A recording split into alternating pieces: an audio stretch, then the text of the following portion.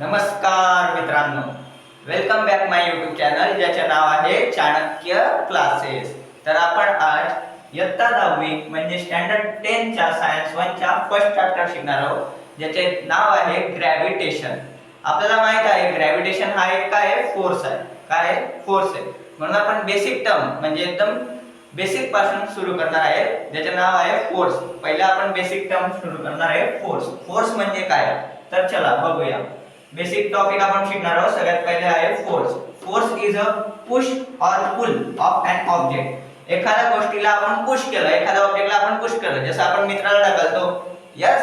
एखाद्या गोष्टीला किंवा ऑब्जेक्टला आपण पुल केलं, जसं आपण दार खेचतो, राईट। तसंच एखाद्या गोष्टीला आपण पुश केलं किंवा पुल केलं, तर आपण तिकडे काय ऍक्ट केलेलं आहे, फोर्स ऍक्ट केलेला आहे। त्याला आपण काय म्हणू, फोर्स, राईट। त्याचे डेफिनेशन काय आहे मग फोर्सची? Force is a pull or push of an object is called as force, right?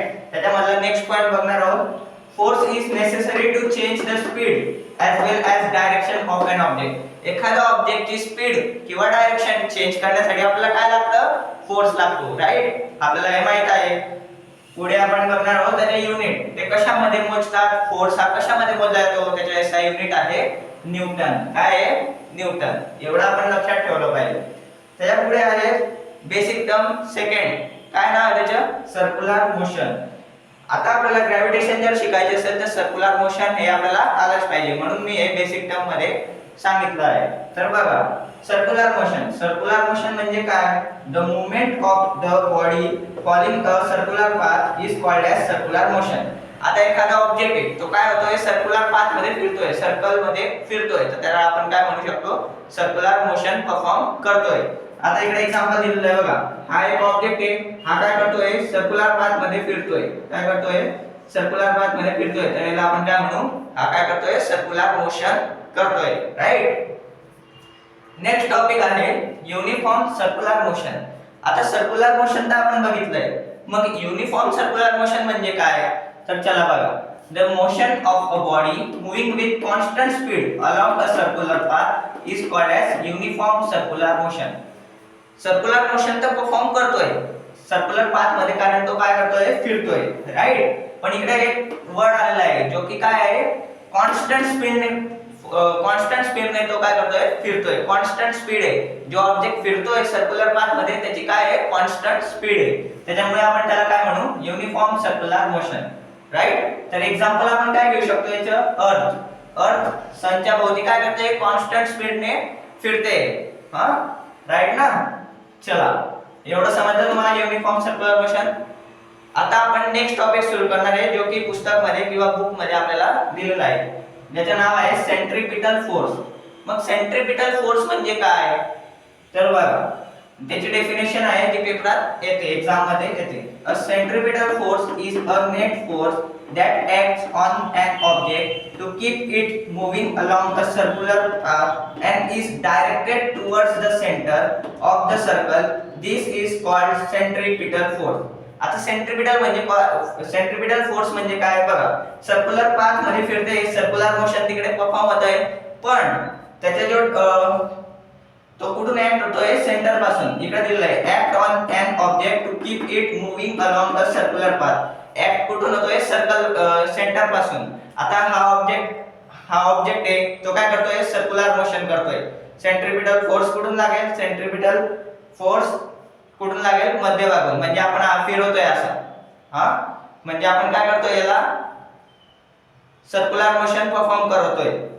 आणि सेंट्रीपिटल फोर्स कुठून लागतोय, सेंटर पासून, म्हणजे सेंट्रीपिटल फोर्स काय आहे, सेंटर सेकिंग फोर्स। हा जो ऑब्जेक्ट आहे तो कुठून लागतोय, याला ऑब्जेक्ट फोर्स कुठून लागतोय, सेंटर पासून, राईट। त्याला आपण काय म्हणू, सेंट्रीपिटल फोर्स। याची डेफिनेशन कामाची एग्जाम मध्ये येऊ शकते। बघा, हा एक ऑब्जेक्ट आहे, हा एक बॉडी आहे, म्हणजे हा एक बॉय आहे किंवा गर्ल आहे, राईट। त्याने काय केलं, एक दोरी घेतली, हा, दोरी घेतली, स्ट्रिंग घेतली, आणि त्याला एक बॉब लावला आहे, आणि तो काय करतोय, गोल गोल गोल गोल त्याला फिरवतोय। म्हणजे काय करतोय, तो सेंटर पासून त्याला फोर्स लावतोय, ज्याच्यामुळे तो बॉब सर्क्युलर मोशन परफॉर्म करतोय। याला आपण काय म्हणू, सेंट्रीपिटल फोर्स।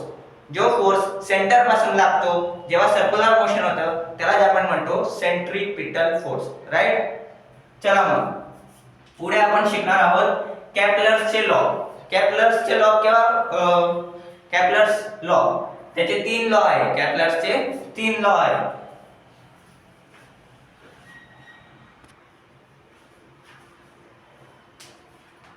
केपलरचे लॉ जेव्हा फॉलो होतात तर तेव्हा काय पाहिजे, इलिप्स. इलिप्स हा एक शेप आहे. केपलरचे लॉ फॉलो होण्यासाठी इलिप्स हा शेप गरजेचा आहे. तर इलिप्स हा शेप कसा फॉर्म होतो, हा एक ट्रायंगल आहे ज्याला आपण इकडून कट केला तर हा आपल्याला असा दिसेल, ज्याला आपण इलिप्स म्हणतो. याला काय म्हणतो आपण, इलिप्स म्हणतो, राईट. तर बघा केपलरचे 3 लॉ आहेत. तिघ लॉ डीप मध्ये आपण शिकणार आहोत. चला पहिला लॉ आहे Kepler's first law, the orbit of a planet is an ellipse with the sun at one of the foci. जेव्हा प्लॅनेटच्या ऑर्बिट मध्ये सन कुठे असतो तर त्याच्या एक फोसाईवर असतो. इलिप्स मध्ये 2 पॉइंट असतात ज्याला आपण काय म्हणतो, फोसाई म्हणतो. एक पॉइंट असला तर आपण काय म्हणू, फोकस, राईट. इकडे 2 पॉइंट आहे म्हणून आपण त्याला काय म्हणू, अनेक वचन मध्ये फोसाई, राईट. चला मग पहिला लॉ आपण शिकलोय का, the orbit of a planet is an ellipse with the sun at one of the foci. जेव्हा प्लॅनेटचे ऑर्बिट आहे तेव्हा सन कुठे असेल, कुठे असेल सन, तर एक फोसाईवर असेल. म्हणजे हा एक फोसाई आहे, फोकस आहे, त्याच्यावर काय असेल, सन असेल. आणि दुसरा फोसाई तसाच राहील आणि इकडे हे प्लॅनेट असतील सगळे, जसं मी इकडे अर्थ दाखवलेली आहे, राईट. मग आपण सेकंड लॉ बघणार आहोत, Kepler's second law. Second law काय म्हणतो, the line joining the planet and the sun sweep equal area in equal interval of time. आता इकडे जे लाईन दाखवलेली आहे ते इक्वल एरिया परफॉर्म करत आहे इक्वल टाइम मध्ये. फॉर एक्झाम्पल हा आहे सन, कुठे आहे, इलिप्सच्या फोसाई मध्ये, राईट. मग त्याने इथून ते एवढं एरिया कव्हर केला 5 सेकंड मध्ये आणि इथून ते एवढा एरिया 5 सेकंड मध्ये कव्हर केला, राईट. मग तो काय म्हणतो, equal area in equal interval of time. 5 second मध्ये एवढा एरिया त्याने कव्हर केलेला आहे, तेवढाच एरिया 5 सेकंड मध्ये त्याने एवढा एरिया कव्हर केलेला आहे. हा पॉइंट पासून ते हा पॉइंट पर्यंत, हा पॉइंट पासून ते हा पॉइंट पर्यंत. म्हणजे हे दोघांचा टाइम जर सेम असेल, टाइम जर सेम तर एरिया पण काय आहे, सेम. आपल्याला दिसायला हे मोठे एरिया दिसेल, हा मोठा एरिया वाटेल, हा छोटा एरिया वाटेल, पण इकडे एरिया हा इक्वल असेल. कोणाचा लॉ आहे हा, केपलरचा सेकंड लॉ आहे, राईट. हा लॉ पण इलिप्स मध्ये फॉलो होतो. आता आपण केपलरचा थर्ड लॉ बघणार आहोत. केपलर्स थर्ड लॉ काय म्हणतो बघा, the square of its period of revolution around the sun. Sun भोवती त्याने किती टाइम्स रिव्होल्यूशन केलं त्याचा स्क्वेअर इज डायरेक्टली प्रोपोर्शनल. काय केलं, त्याच्यावर डायरेक्टली प्रोपोर्शनल कशावर आहे, to the cube of mean distance of a planet from the sun. तर इथून सन पर्यंतचे त्याचे क्यूबचे डिस्टन्स ते डायरेक्टली प्रोपोर्शनल आहे.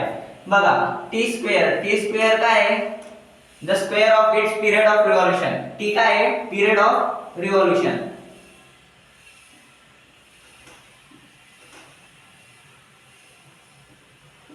राईट.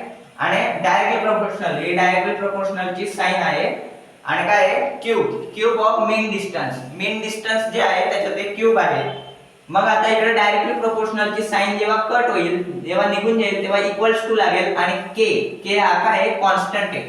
के काय असतो, constant. T square is equal to K R cube.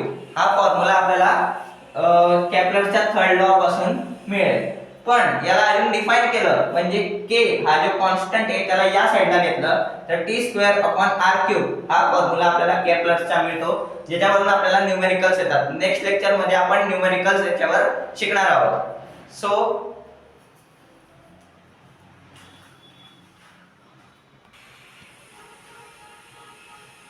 So I hope हे लेक्चर बघून आपल्याला सर्व हे पॉइंट क्लिअर झाले असेल. नेक्स्ट लेक्चर मध्ये आपण याच्या पुढील पॉइंट शिकणार आहोत. सो माझ्या चॅनलला सबस्क्राइब करा, लाईक करा व्हिडिओला. बाय.